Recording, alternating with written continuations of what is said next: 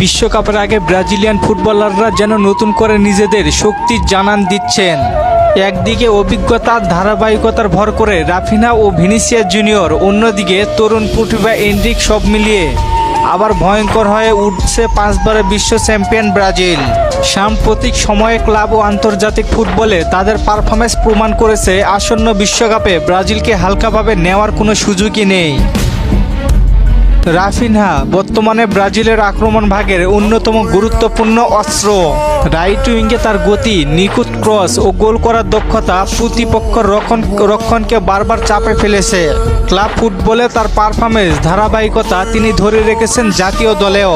বড় ম্যাচে দায়িত্ব নেওয়ার মানসিকতা রাফিনহাকে আলাদা করে তোলা, যা বিশ্বকাপের মতো আসরে ব্রাজিলের জন্য বড় ভরসা।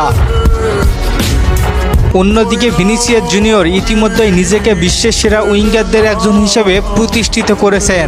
তার ড্রিবলিং, গতি ও একা ম্যাচের মোড় ঘুরিয়ে দেওয়ার ক্ষমতা ব্রাজিলের আক্রমণকে আরও ধারালো করে তোলে। ভিনিসিয়াস প্রতিপক্ষ ডিফেন্ডারদের জন্য তিনি যেন এক আতঙ্কের নাম। গুরুত্বপূর্ণ মুহূর্তে গোল করা কিংবা অ্যাসিস্ট দেওয়ার ক্ষেত্রে ভিনি এখন অনেক বেশি পরিণত, যা ব্রাজিলের বিশ্বকাপ স্বপ্নকে আরও বাস্তবে রূপ দিচ্ছে।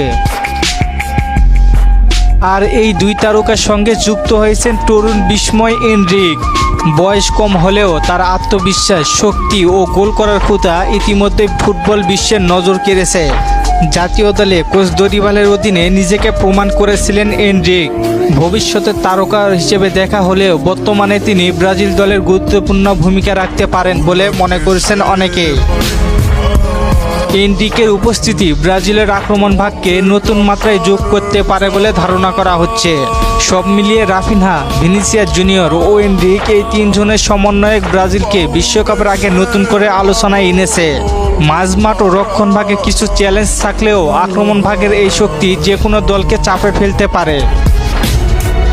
ব্রাজিল সমর্থকদের আশা, এবার তারা শুধু সুন্দর ফুটবলই খেলবে না, বরং শিরোপা জয়ের জন্য শেষ পর্যন্ত লড়াই করবে।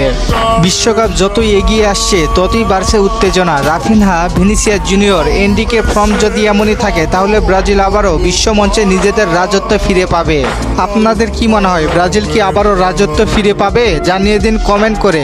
আর ফুটবলকে নিয়ে নতুন কোনো প্রশ্ন থাকলে করতে পারেন, পরবর্তী ভিডিওতে রিপ্লাই করব। ধন্যবাদ।